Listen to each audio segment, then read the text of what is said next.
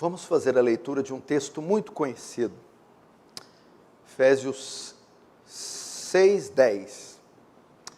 Quanto mais sede fortalecidos no Senhor na força do seu poder, revestivos de toda a armadura de Deus para poderdes ficar firmes contra as ciladas do diabo.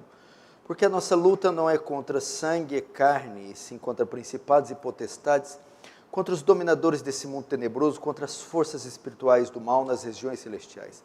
Portanto, tomai toda a armadura de Deus, para que possais resistir no dia mau, depois de ter vencido tudo, permanecer inabaláveis. Agora ele começa a destacar as peças da armadura. Estais, pois, cingido-vos, ele fala de um cinto, um cinturão, com a verdade, vestivos de uma couraça da justiça, calçai os pés com as sandálias da preparação do evangelho da paz, na mão esquerda embrace o escudo da fé, com o qual podeis apagar os dardos inflamados do maligno. Agora a proteção da cabeça, tomai também o capacete da salvação, e aqui a única arma de ataque, e a espada do Espírito, que é a palavra de Deus, com toda oração e súplica, orando em todo o tempo no Espírito, que essa é a última peça da arma, ou a última arma, vigiando com toda perseverança e súplica por todos os santos. Até aí, deixa aberto aí, não feche, feche apenas os olhos para mais uma rápida oração. Querido Deus, mais uma vez nos achegamos a Ti, Senhor. Mais uma vez recorremos ao Senhor, Sua sabedoria, Sua bondade, Seu amor. E viemos pedir a Sua misericórdia. Viver nesse mundo não tem sido tarefa fácil. A cada dia que passa, as coisas se tornam mais difíceis, os perigos mais intensos, as dores mais profundas. E nós, que não somos feitos só de matéria, que também somos espirituais, carecemos de ajuda aí do alto, carecemos de iluminação em tempos escuros. Tem compaixão de nós, Senhor. Volta teus olhos para esse local, estende a tua mão amorosa, providente, indulgente, acolhedora, e nos fortalece, e nos ajuda nessa intensa batalha espiritual que estamos inseridos. Em nome de Jesus que eu te peço. Amém. Queridos irmãos, prestem muita atenção no que eu vou falar aqui. É muito importante que tenhamos atenção, porque a nossa edificação, nosso crescimento, não se dá só por ouvir a mensagem, mas também por assimilar a mensagem, compreender a mensagem. Quando nós assimilamos a mensagem, compreendemos a mensagem, do ouvido ela vai para o coração, então os efeitos dela vêm. Só o fato de estarmos sentados ou participarmos do culto não significa muita coisa. Isso pode ser só um ato religioso, estar naquele ambiente onde acontece o culto por 2 horas. Não. É preciso estar com os ouvidos e o coração aberto, para que então o Espírito Santo e o poder de Deus haja na minha vida. Não foi assim que aconteceu quando o semeador saiu a semear? A semente era a mesma, a palavra. Mas um caiu no meio do caminho, entre os pedregais, entre os espinhos, terra boa. Mas os 4 solos receberam a mensagem de um jeito. Um não se importou, deixou no caminho. O outro recebeu só com alegria. O outro dividiu com os prazeres e deixou. E o 4 ouviu, acolheu, recebeu. Então produziu frutos, que é a transformação. Essa passagem aqui, Paulo, ele vai tratar da batalha, da guerra que os cristãos estão envolvidos.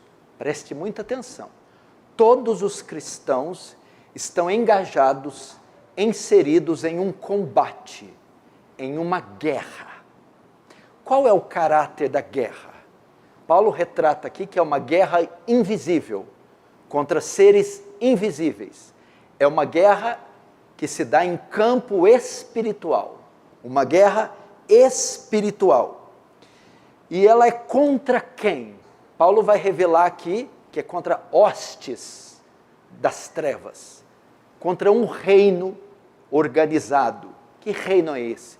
É o reino das trevas, que é dirigido por Satanás, o seu líder. E tem hierarquias de poder, hierarquias angelicais que ele comanda. Então existe um reino organizado, um reino liderado pelo diabo, e tem as suas hierarquias de comando, demônios que estão sujeitos às suas ordens, e trabalham em um reino organizado com a finalidade de combater, atacar o povo de Deus. Então, estamos inseridos nessa guerra. Você precisa, então, o primeiro ponto é estar consciente desta guerra. Esteja consciente disso. A conversão não é um convite para uma colônia de férias. A conversão é um convite para vestir uma farda e ir para a guerra. Nós estamos, então, envolvidos em uma constante batalha. E Paulo descreve essa guerra também em termos de, por exemplo, verso 3, para que possais resistir no dia mau. Ele também coloca a guerra nesses termos, no dia mau, períodos onde essa guerra se intensifica mais.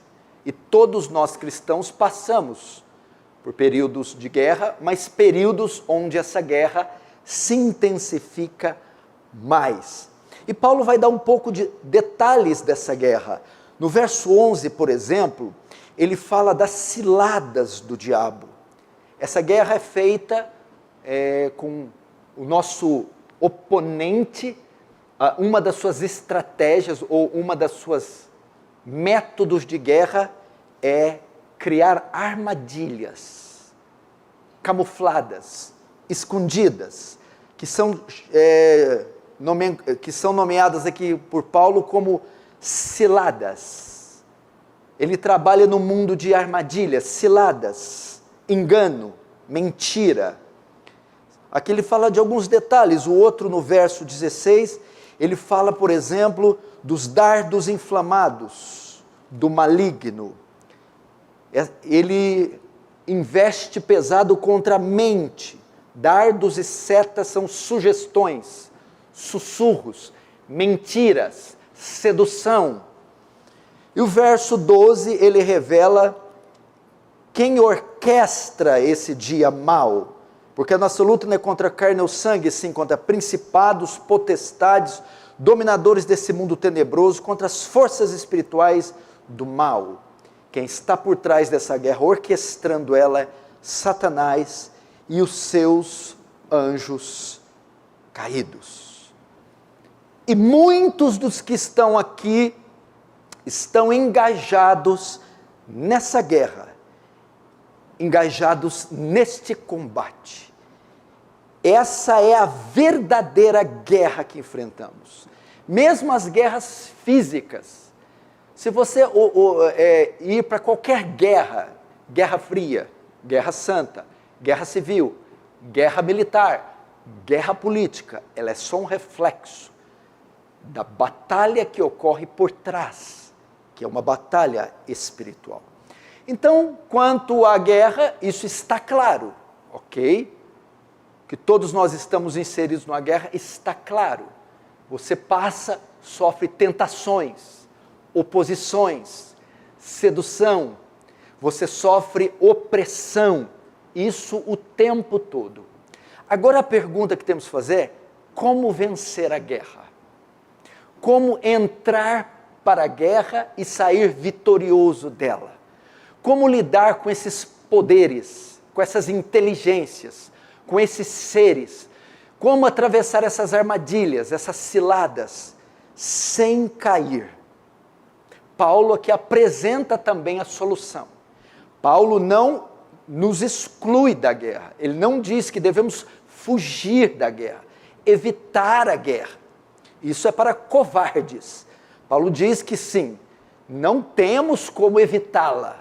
Iremos passar por ela. Iremos nos deparar com ela.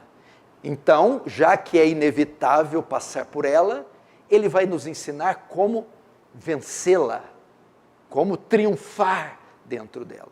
Verdade, fato é que muitos estão em derrota nesta guerra. Seduzidos, caem na sedução. Tentados, cedem à tentação. São oprimidos e estão em constante guerra, para não dizer em prisões, em verdadeiros cativeiros, que Satanás submete certos indivíduos. Lembra quando Jesus curou uma mulher que estava encurvada? O que ele responde? Os fariseus vão ficar indignados com ele por ele ter curado ela. Ele vai responder: não devia eu curar essa filha de Abraão, que está há 18 anos cativa do diabo? Era uma mulher cativa, prisioneira de Satanás. Agora Paulo apresenta então a tática, o método, o meio para vencer. Na verdade, ele diz assim: todos que vão para uma guerra precisam se equipar para a guerra. E Paulo vai apresentar isso. Apresenta uma solução. O verso 13. Portanto, tomai toda a armadura de Deus. É isso que ele diz. Toda a armadura de Deus.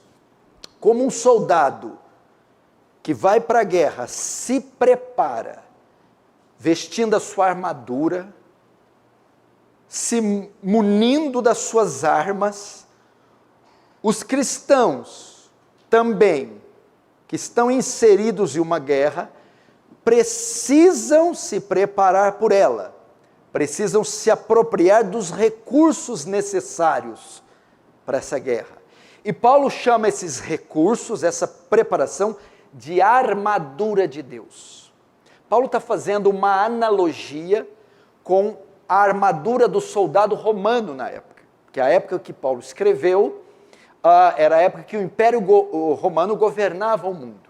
Então ele quis ilustrar que assim como que o crente está envolvido numa batalha, assim como os soldados romanos estavam, e como eles venciam?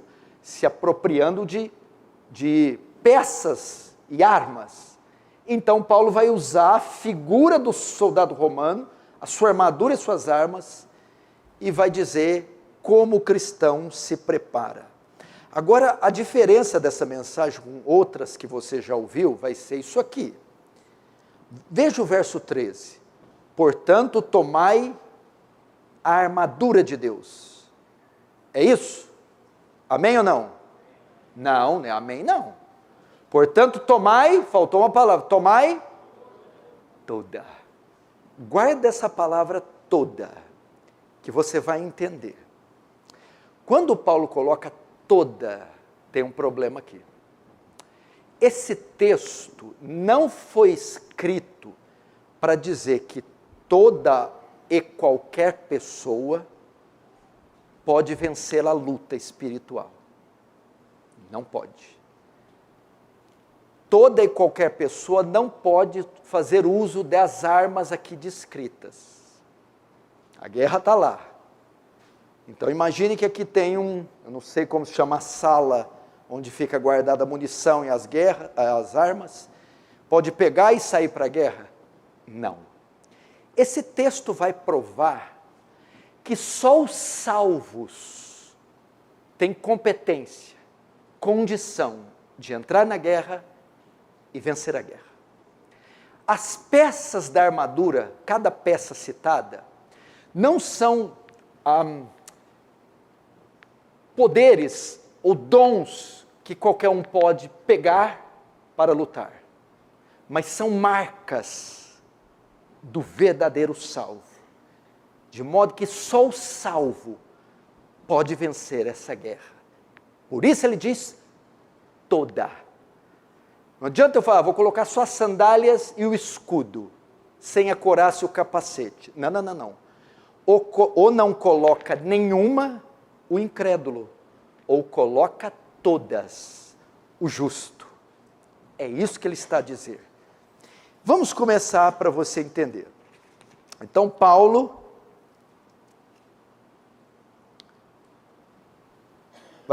vai começar no verso 4, no verso 14, com a primeira peça da armadura. Estais, pois, firmes, cingido-vos com a verdade.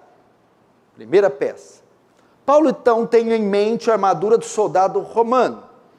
E ele começa descrevendo peça por peça para apresentar a finalidade. Então, a primeira peça é um cinturão. Então, toda aquela armadura do soldado romano, que vinha com a couraça, com a bainha para a espada, ela era ajustada, firmada com um cinturão, onde dava estabilidade para toda a armadura.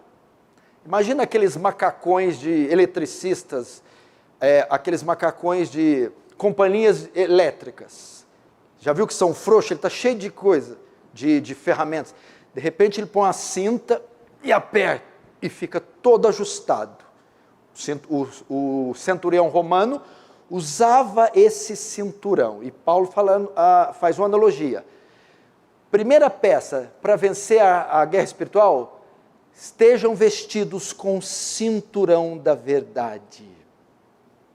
O que é isso? Temos que nos cingir, nos afivelar com a verdade. Que verdade é essa? A única forma de vencer Satanás e o seu império é andar na verdade revelada por Deus. Existe uma verdade, e Deus a revelou, é a palavra revelada, a verdade revelada, só que essa verdade está oculta a muitos. Ela não foi revelada para todos. Jesus disse em João 8,32, e conhecereis a verdade, e a verdade vos será revelada, e a verdade vos libertará. Ok? Então veja só, é andar na verdade revelada.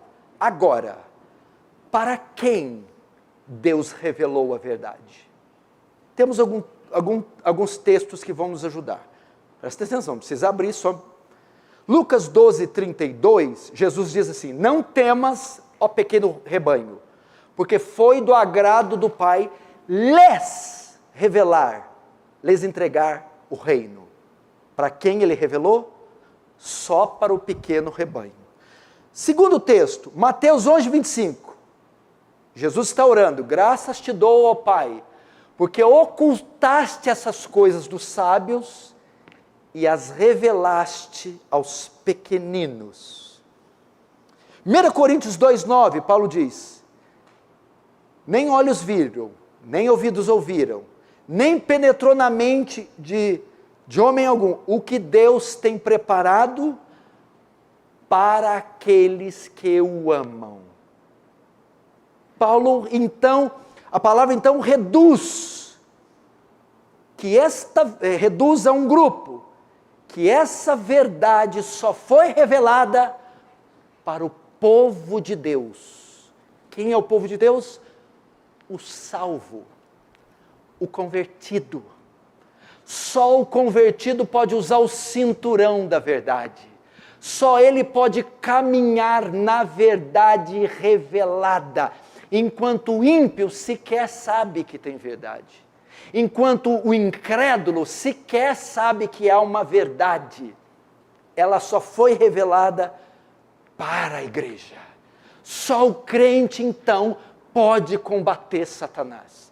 Só o crente pode vencer a guerra espiritual. Crente que eu estou dizendo não é a religião. Crente é o cristão, o que crê, o salvo, o convertido. Só ele pode vencer. esse livro para o incrédulo, ele não tem poder algum. Essa verdade para o incrédulo, ela é nula. Ela não tem nenhum efeito. Você quer ver uma coisa? Como não tem nenhum efeito? Atos 19, verso 15, pode pôr na tela. 7 filhos do sacerdote Cefas vê uma pessoa endemoniada e vai fazer ali um ritual de exorcismo, vai expulsar o demônio do endemoniado. A Bíblia diz que o demônio é tomado em fúria e bate no 7, arranca a roupa, manda todos embora pelados. Mas antes, os filhos de Cefas vão fazer uso da palavra e vão chegar assim para o demônio: demônio, nós te esconjuramos em nome do Jesus que Paulo prega. Demônio, nós te mandamos sair no nome do Jesus que Paulo prega. O demônio para, demônio pedagogo, inteligente, cortês, fino. Peraí, deixa eu explicar um negócio para vocês. Jesus eu conheço. Paulo eu sei quem é. E vós, quem sois? Eles usaram a palavra. Te mandamos embora em nome de Jesus, igual os apóstolos faziam. Quando o demônio diz para ele assim: Jesus eu conheço, ele é a própria verdade encarnada. Paulo eu conheço, foi revelada a verdade para ele. Agora você não tem o direito de usar esse cinturão. Bateu no 7. Só o salvo vence a batalha espiritual. Vamos ver isso também na segunda peça da armadura. Ela traz a mesma verdade. Veja, verso 14. Estais, pois, firmes, cingindo-vos com a verdade e vestindo-vos da couraça da justiça. Ok? Se o cinturão, se a fivela, o cinto, a correia, ia aqui e dava estabilidade, até para segurar as outras armas, a segunda peça da armadura do centurião romano era uma couraça, uma peça que cobria do pescoço até as coxas. Consistia de 2 partes, uma cobria a frente e a outra as costas, guardando os órgãos vitais do soldado. É só você ver cavaleiros medievais, soldados romanos. Então, ela protegia de golpes em órgãos vitais. E Paulo vai dizer: quer vencer? Estejam vestidos da couraça, mas não a de metal, não a do centurião, a couraça da justiça. Que couraça é essa? Não é a justiça própria. Vocês, para vencer a batalha, precisam estar vestidos da justiça de Cristo.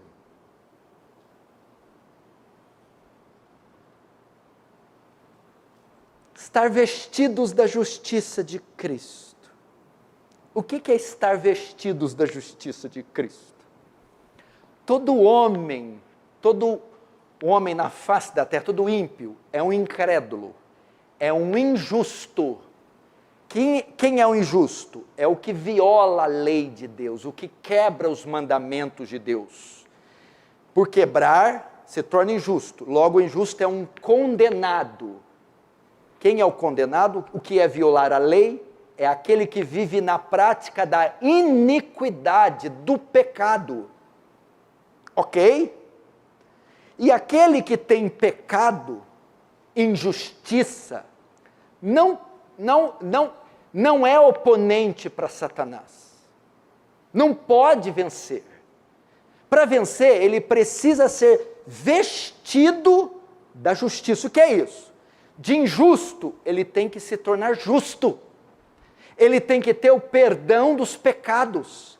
Ele tem que ser justificado em um tribunal forense. Diante do trono de Deus, ele tem que receber uma sentença positiva e ser declarado legalmente justo. Pergunta: qualquer um pode usar a couraça da justiça? Sim ou não? Qual é a única pessoa apta para vestir a couraça da justiça? O justo, o que foi justificado. Quem é o justo? O salvo, o verdadeiro convertido. Romanos 8:33. Quem intentará acusação contra todo mundo? Quem intentará acusação contra os eleitos de Deus? É Deus quem os justifica. É Deus quem veste a couraça. E veste em quem? Nos eleitos de Deus. Quem são os eleitos de Deus? Os salvos, os convertidos. Romanos 5:1. Justificados, pois, pela fé. Justificados, vestidos da couraça da justiça. Romanos 12. Não, Apocalipse 12.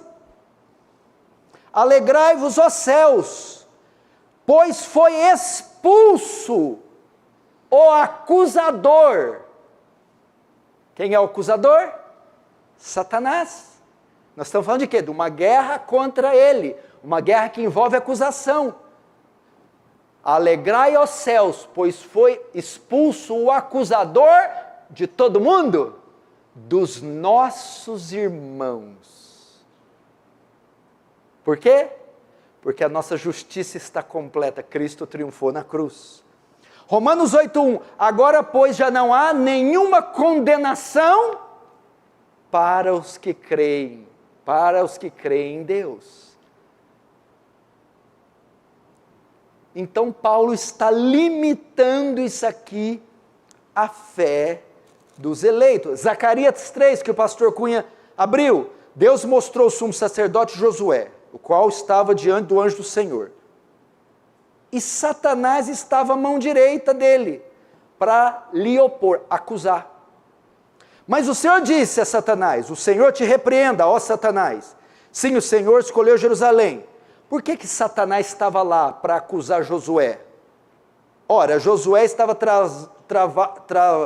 trajado de vestes sujas, iníquas, impuras. Então, o diabo podia prevalecer contra Josué na batalha, reivindicar o direito de Josué a ser condenado. Ah lá, está de vestes sujas, vai vencer a batalha. Deus, consciente disso, o que faz com Josué? Ok, tomou a palavra e disse, tirai-lhe as vestes sujas, eis que tenho feito que passe a tua iniquidade, e te vestirei de finos trajes, e te vestirei da couraça da justiça. O que é isso? Vou expiar sua iniquidade. Salvação. Conversão. Isso que está dizendo. Só o justo pode vencer o diabo. Só o justo pode vencer Satanás. Só o salvo pode vencer. Ninguém pode se apropriar dessa armadura. Terceira peça. Vamos agora no verso 15. Diz assim, verso 15. Calçai os pés com a preparação do evangelho da paz. Bom, a fim de aumentar a facilidade de movimentos sobre os diferentes tipos de estradas, os soldados romanos costumavam usar calçados fortemente cravejados com pregos. Aquilo fazia o quê? Evitava eles pisar em objetos pontudos, protegia os pés, e dava mais tração, mais estabilidade, quando eles iam lutar.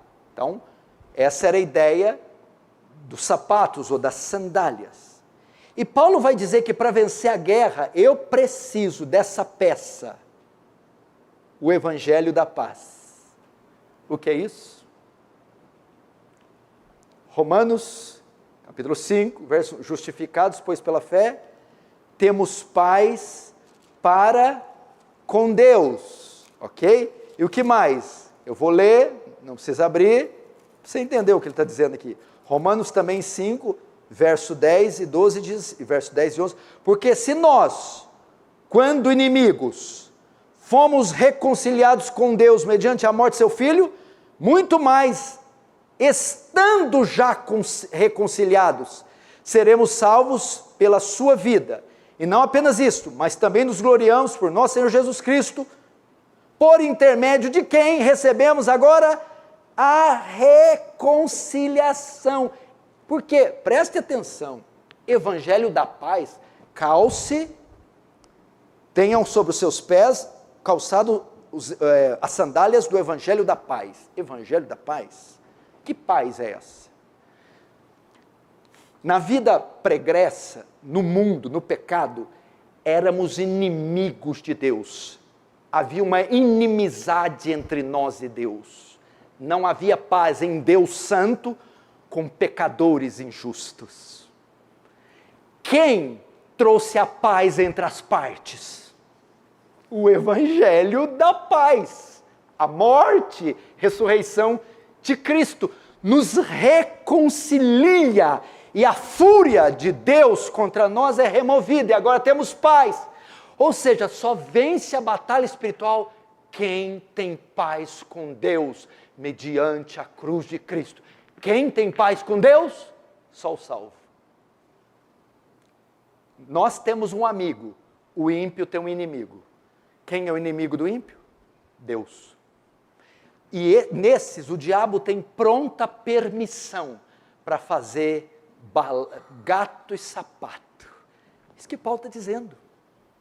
Paulo está usando esses termos.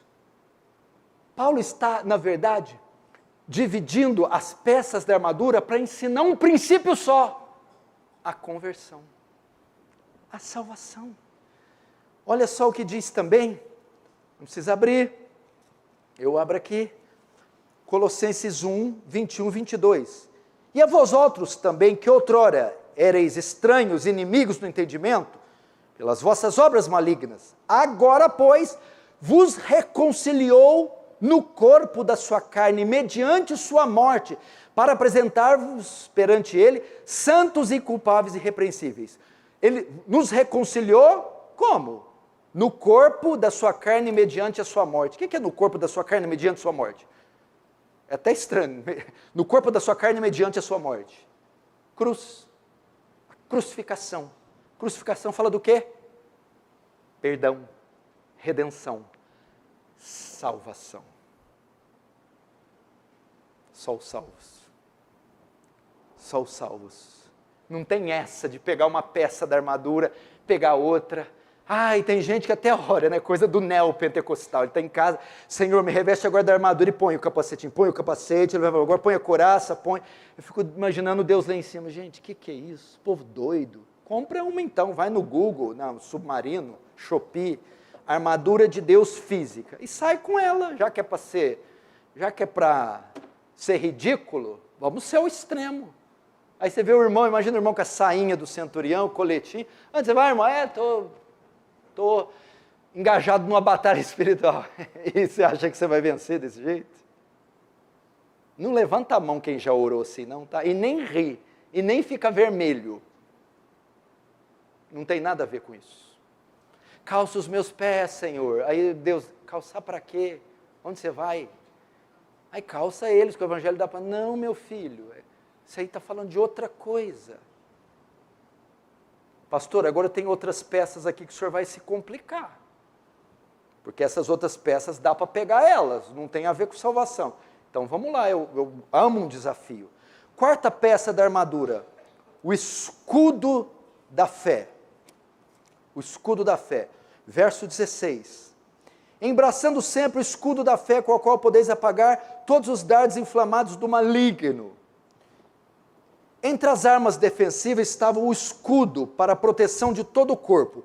Era um escudo enorme e retangular. Quem já viu o Gladiador, por exemplo, do Russell Crowe, vai se lembrar que os exércitos romanos vinham com aqueles escudões de 1,70 m de altura, que cobriam quase o corpo todo. Era um escudo parecia uma folha de porta, protegia de golpes de espada e principalmente de flechas inflamadas que eram embebidas com piche. Onde iam, incendiavam. Paulo diz que assim como escudo era a arma de defesa dos centuriões romanos, essa também é a nossa grande arma de defesa contra Satanás, a nossa fé.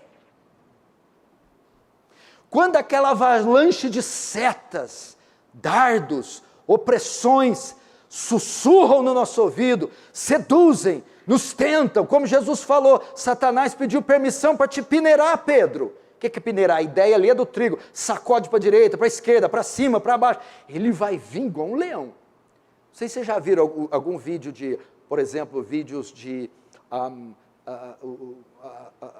savanas africanas, ou de animais, quando um leopardo, guepardo, um leão tenta pegar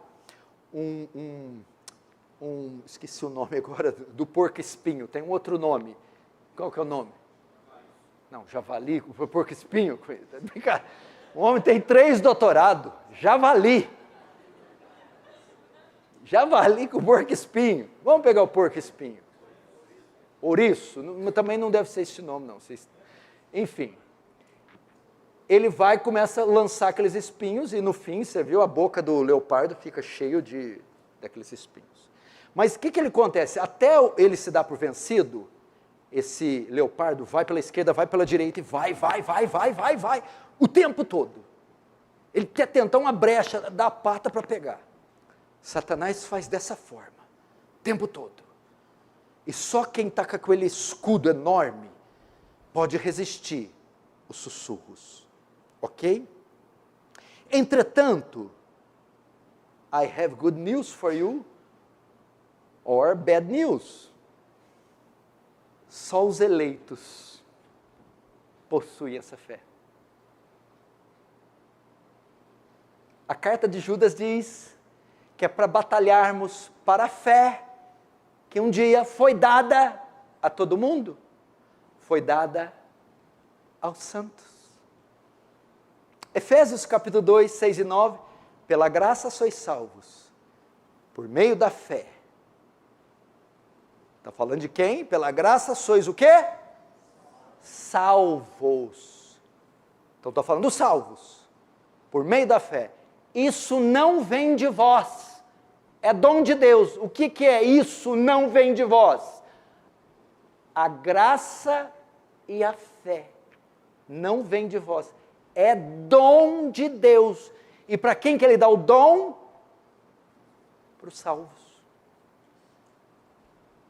Filipenses capítulo 1, com relação a Cristo, não foi concedido somente crer nele, mas também padecer. Mas vamos estudar o versículo. Foi concedido crer, fé. Só pode resistir às setas, os dardos, as tentações, os sussurros. Quem recebeu a fé. E a fé só é dada aos salvos, aos convertidos. Por isso que tanta gente cai, tanta gente incrédula, mas não foi salva. Por isso que tanta gente perde a batalha, não está vestida da justiça. Por isso que tanta gente se equivoca, não teve a verdade revelada.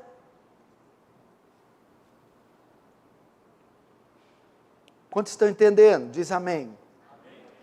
Mesmo 1 Coríntios 12, mesmo a fé como um dom, o dom da fé. O dom é só dado, tanto a fé como nossa ética, a fé como um dom, ou a fé salvadora.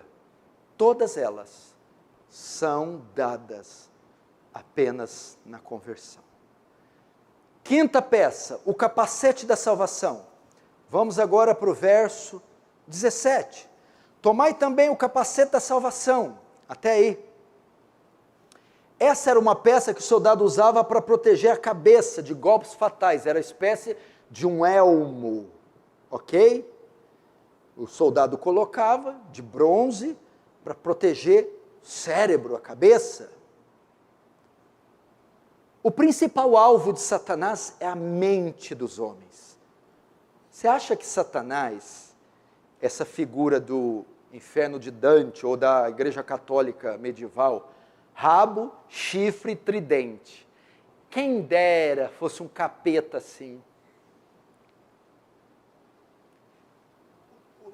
O diabo está mais para Garry Kasparov, o enxadrezista russo, inteligente, articulado, do que para D'Artagnan dos Três Mosqueteiros. A batalha espiritual é ideológica, não tem nada a ver com arranhar a parede, fazer ritual em cemitério, parecer aqueles monstros enormes. Isso é tudo bobagem. A luta se dá na mente, a luta é ideológica, filosófica. Satanás luta pelo que nós cremos. Ele é o pai da mentira. Ele quer confundir, seduzir. Como eu me protejo disso? Vestindo o capacete da salvação. Romanos 12. Rogo-vos, pela misericórdia de Deus, que apresentei vossos corpos como sacrifício santo, vivo e agradável a Deus, que é o vosso culto racional. E não vos conformeis com esse mundo, mas transformai-vos pela renovação da vossa mente. Só uma mente transformada consegue ser bloqueada dos sofismas, das setas ideológicas do diabo. E quem tem uma mente transformada? 1 Coríntios capítulo 1. O homem natural, o que é o homem natural? O incrédulo, não discerne as coisas do Espírito. O que é coisas do Espírito? A palavra de Deus, o Evangelho, Cristo. Porque lhe parecem loucura. Para o incrédulo, esse livro é uma loucura. Mas aquele que é espiritual, tudo discerne e ninguém é discernido. Aí Paulo vai concluir. Ninguém discerne as coisas de Deus, senão o Espírito de Deus. Mas nós temos a mente, o capacete de Cristo. Quem tem a mente? Quem são nós? Os coríntios, os cristãos. Só eles podem vestir o capacete da salvação. O senhor está querendo dizer que na mente do incrédulo, Satanás faz miséria? Faz. Ele não pode se proteger de ideias estúpidas, de ideias horrorosas. Por que as pessoas devotam mais cuidado para um filhote de tartaruga do que para um bebê que está no ventre da mãe? Satanás. As mentes. Mata, Roberto, um filhote de tartaruga, 10 a 12 anos de cadeia. Mata um homem, 6 anos. Por bom comportamento, você fica 2,5. Mata um filhote de foca, uma foca, 10 a 15 anos de cadeia. Mata um bebê no ventre da mãe. Daqui a pouco está legalizado. Mentes. Homens adultos que querem abusar de crianças. Não é uma coisa meio lógica? Como? Mentes. Falar que o certo é errado. Esse pode pôr o capacete da salvação? Não. Só o salvo. Só o salvo. Por quê? Mas transformai-vos, ele transformou.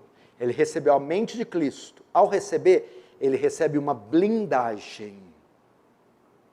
Ele não pode ser corrompido mais pelo sistema. Ele não pode mais deitar com a meretriz. Ele não pode mais ter essas ideias malucas.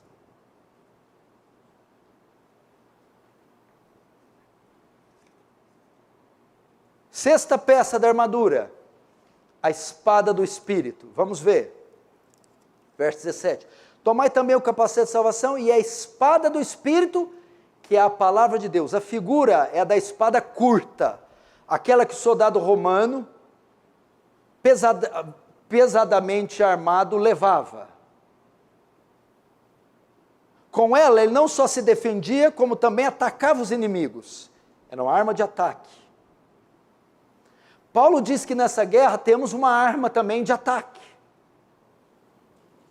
É o que? Hebreus 4:12. A palavra de Deus é viva e eficaz, mais cortante que qualquer espada de dois gumes, e penetra até o ponto de dividir alma e espírito, juntas e medulas, e é apta para discernir os pensamentos e propósitos do homem. Lembra de Jesus tentado no deserto? Jesus foi para o deserto, ficou 40 dias sem comer e sem dormir.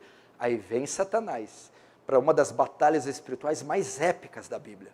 O Filho de Deus, personificação do bem, contra Satanás, personificação do mal.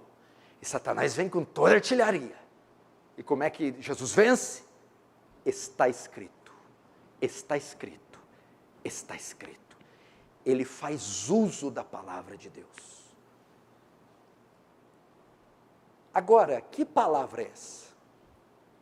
Como eu disse, Jesus era o próprio verbo, a própria palavra encarnada. Paulo tinha a palavra, por isso expulsou o demônio. Só vencemos, não é recitando textos. A Bíblia está disponível só para nós? Sim ou não? Não. Qualquer um pode ler a Bíblia? Sim ou não? Pode. A Bíblia tem efeito para todo mundo? Não. O que então quer dizer aqui? Só com a palavra não escrita para nós, mas escrita em nós. What? O quê? Sim, a palavra tem que estar em nós. Use a palavra que está em você. Como assim? Não entendi. Jeremias 31:33 diz assim: eis que vem dias, ó Israel, que firmo com vós um novo concerto, uma nova aliança, não como aquela que fiz com seus pais no deserto. Qual que foi? Uma aliança onde ele escreveu as leis em 2 tábuas de pedra, os 10 mandamentos. Mas essa aliança que faço com vocês, colocarei o meu espírito e nos vossos corações escreverei a minha lei. O que é? Não, essa aliança não é como aquela. Aquela é o quê? A velha.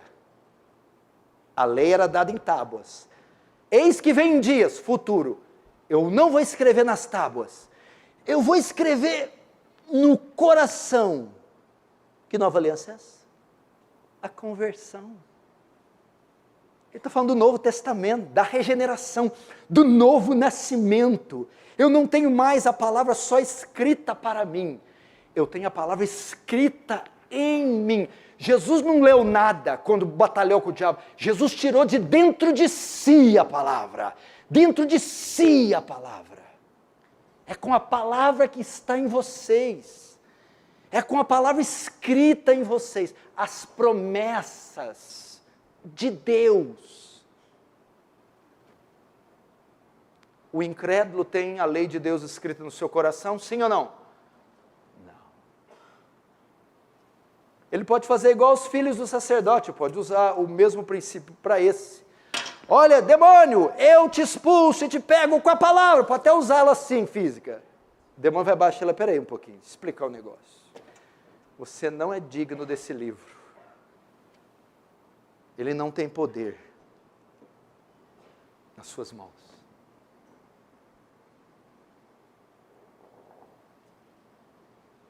Última peça. E Paulo finaliza com a oração. Vamos ver o que ele diz? Verso 18. E com toda oração e súplica, orando em todo o tempo, no Espírito. Até aí. Aqui Paulo ensina como funciona a vestidura da armadura na prática. Ali dá o último detalhe. Orando. Mas vocês vão me dizer, essa arminha até o incrédulo pode usar. Ele não pode orar? Salmo 32, 6, diz assim: pelo que todo aquele que é santo orará a ti. A palavra santo aqui é um termo para se referir ao cristão. Provérbios 15, 8 diz: abominação é para o Senhor o sacrifício do ímpio. As orações do ímpio são abomináveis para Deus. Não chegam a Deus. Não são atendidas por Deus. Mas a oração do justo é o seu contentamento. A única oração como arma de batalha espiritual que o Senhor aceita é a do justo. É a do santo. Todo aquele que é santo orará a ti. O salvo é que ora de verdade. O incrédulo balbucia, é verborragia, não ora. Essa é a ideia. E o Senhor disse que ela é abominação para o Senhor. Com isso, Paulo conclui. Sabe o que é armadura, Henry? Uma definição do verdadeiro salvo.